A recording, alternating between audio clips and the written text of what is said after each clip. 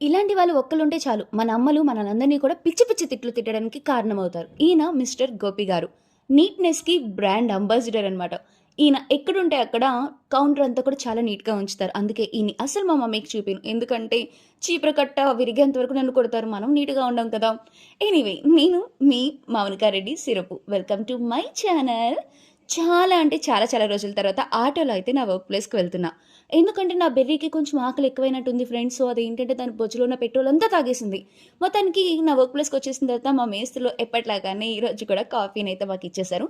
ఎంతో ప్రేమగా ఇచ్చినప్పుడు మనం రోజు కూడా దాన్ని మన బొజ్జులో వేసుకున్నాం కాబట్టి, వేసుకున్న తర్వాత కాసేపు ఆడుతూ, పాడుతూ అండ్ మీ అందరికి ఒక విషయం చెప్పడం మర్చిపోయాను.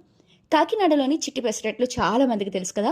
కానీ ఆర్టీసీ కాంప్లెక్స్ దగ్గర చిట్టి పెసరట్లని ఎవరైనా ఎప్పుడైనా తిన్నారా? సో, ఒకసారి తినండి. మళ్ళీ మళ్ళీ తింటూనే ఉంటారు. టేస్ట్ అంత బావుంటుంది. ఇంక ఈరోజైతే మండే, సోమవారం. చాలా బిజీగా ఉంటుంది అనుకున్నాను. కానీ నా అదృష్టమేమో ఈరోజు చాలా అంటే చాలా చాలా ఖాళీగా ఉంది. సో, మొత్తానికి ఆడుతూ పాడుతూ నా వర్క్ అంతా కూడా కంప్లీట్ చేసుకొని డ్యాడీతో పాటు కలిసి ఇంటికైతే వచ్చేసాం. సో, ఇదే నా ఈరోజు మినీ వ్లాగ్. నచ్చితే ఒక లైక్ ఇచ్చేయి కన్నా.